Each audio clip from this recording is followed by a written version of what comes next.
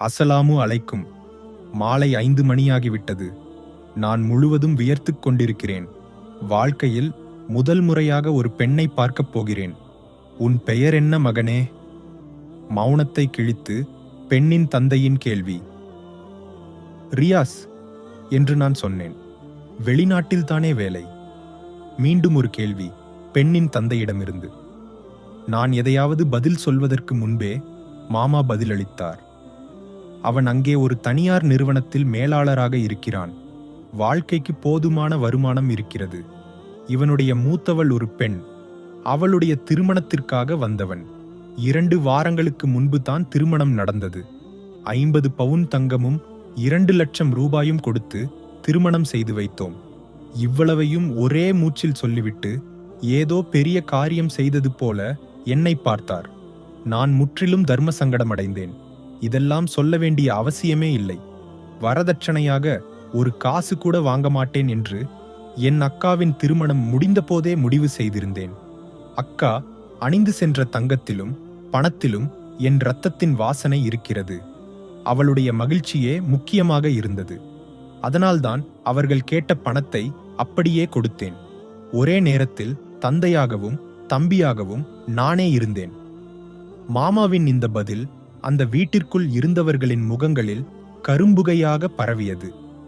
சிரித்துக் கொண்டிருந்த முகங்கள் எல்லாம் கருத்துவிட்டன. பெண்ணின் தந்தையின் முகத்தில் ஒரு துயரமான பாவம் தெரிந்தது.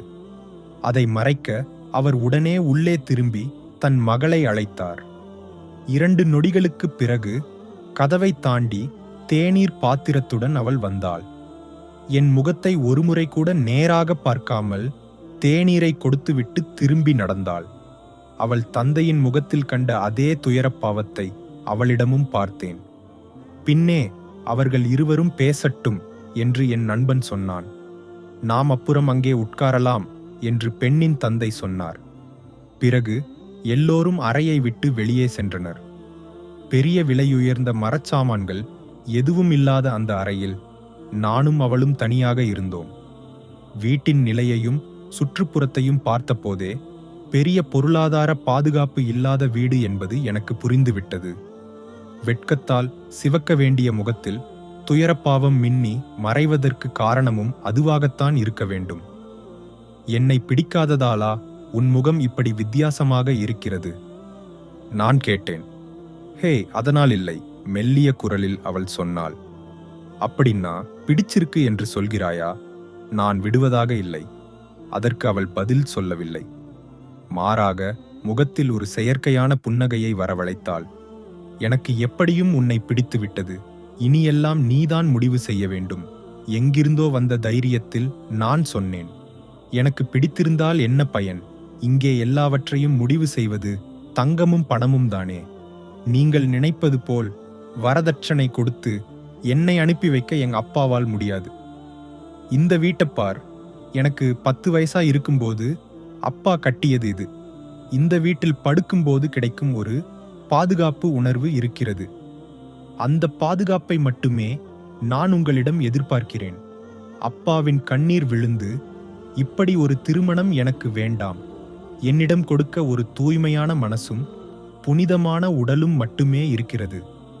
இவ்வளவு சொல்லிவிட்டு கன்னத்தில் வழிந்த கண்ணீரை துடைத்து அவள் கீழே பார்த்து நின்றாள். அவளுடைய வார்த்தைகளை ஆச்சரியத்துடனும் சற்று உற்சாகத்துடனும் நான் கேட்டு நின்றேன். மிகுந்த மகிழ்ச்சியால் எதுவும் பேச முடியாமல் நான் அறையை விட்டு வெளியேறினேன். வெளியே என் வரவை எதிர்பார்த்து பெண்ணின் தந்தை நின்று கொண்டிருந்தார். நான் மெல்ல அவரை அருகில் அழைத்து சொன்னேன். அந்த அறையில் ஒரு புதையல் இருக்கிறது. ஒரு வீடு கட்டி நீங்கள் தங்கமாக பாதுகாத்த புதையல். இனி தங்கமும் பணமும் எடை போட்டு அதன் மதிப்பை குறைக்காது. அது இனி என்னுடையது மட்டுமே. இவ்வளவு சொல்லிவிட்டு நான் காரில் ஏறும்போது ஜன்னல் பலகைகளுக்கு இடையே ஒரு முகத்தை பார்த்தேன். கண்ணீரால் நிறைந்து புன்னகைக்கும் முகம். கார் பிரதான சாலைக்கு திரும்பியது. நானும் மாமாவும் என் நண்பனும் காரில் இருந்தோம். டேய், இந்த உறவு சரியாகும் என்று எனக்கு தோன்றவில்லை. பெரிய செல்வச் செழிப்பு உள்ள வீடு இல்லை. நீ எதையும் காரியமாக பெறப்போவதில்லை. முதலாவதாக உன் அக்காவின் திருமணம், வீடு கட்டுதலெல்லாம் சேர்ந்து நீ இப்போது முழுக்க நெருக்கடியில் இருக்கிறாய். காரை ஓட்டிக்கொண்டே என் நண்பன் சொல்லி நிறுத்தினான். எனக்கும் அப்படித்தான் தோன்றுகிறது என்று மாமாவும் நண்பனுக்கு ஆதரவாக சொன்னார். பாக்கெட்டில் கைவிட்டு என் பர்ஸை எடுத்து திறந்து நண்பனிடம் காட்டி சொன்னேன், நீ இதை பார். இந்த 3000 ரூபாய் தீர்ந்தால் பிறகு என் கையில் ஒன்றுமில்லை. போதாக்குறைக்கு கொஞ்சம் கடனும் இருக்கிறது. அதற்காக நமக்கு ஒரு ஆபத்து வரும்போது அருவருப்போ வெறுப்போ இல்லாமல் நம்முடைய எல்லா விஷயங்களையும் பார்த்து கொள்ளும் ஒரு பெண்ணுக்கு நீ விளை வைக்கிறாயா? நான் ஆணாக பிறந்தவன், ஆணாகவே இறப்பேன். என் வியர்வை மனமுள்ள இந்த நோட்டுகளுக்கு இடையில் யாருடைய கண்ணீரும் விழுந்த நோட்டை நான் வைக்க மாட்டேன். வரதட்சணையாக பணம் வாங்கி மணந்தவனிடம் இதை பற்றி சொன்னால் ஒரு பயனும் இல்லை. நான் சொல்லி முடித்தேன். சிறிது நேரம் அவன் எதுவும் பேசவில்லை. ஆனால் அவன் முகம் முழுவதும் சிவந்து துடித்தது. கார் முன்னோக்கி சென்று கொண்டிருந்தது. வலது பக்கம் திரும்ப வேண்டிய கார் திசை மாறி இடது பக்கம் திரும்பி ஒரு வீட்டின் முன் நின்றது. என்னடா இங்கே? நான் கேட்டேன். நீ இதற்கு முன் இங்கு வந்ததில்லையே, இது என் மனைவியின் வீடு. இவ்வளவு சொல்லிவிட்டு என்னை ஒரு துயரத்துடன் பார்த்துவிட்டு அவன் காரை விட்டு இறங்கி உள்ளே சென்றான்.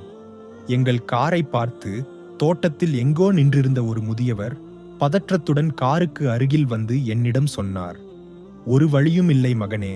இல்லை என்றால் நான் பாக்கி கொடுக்க வேண்டிய வரதட்சணையை கொடுக்க ஏதாவது வழி செய்திருப்பேன். அவனை பற்றி சொல்லி பயனில்லை. இது இப்போது பல முறை ஆகிவிட்டது. அவனுக்கும் பிரச்சனைகள் இருக்குமல்லவா? ஆனால் இது முதல் முறை அவளை இங்கே விட்டுவிட்டு போகிறான். இவ்வளவு சொல்லி முடிக்கும்போது அந்த முதியவர் உண்மையிலேயே அழுதுவிட்டார். நடுங்கும் உதடுகளை கடித்து கைகூப்பியபடி என் முன் நின்றார். ஒரு பெரிய கத்தி என் விலா எலும்பை சீவி இதயத்தில் ஆழ்ந்தது. அப்போதைக்கு என் நண்பனும் ஒரு பெட்டியுடன் அவனுடைய மனைவியும் வந்து சேர்ந்தனர். இருவரின் கண்களும் கண்ணீரால் நிறைந்து வழிந்தன. கைகூப்பி நிற்கும் முதியவரின் காலில் விழுந்து அவன் மன்னிப்பு கேட்டான்.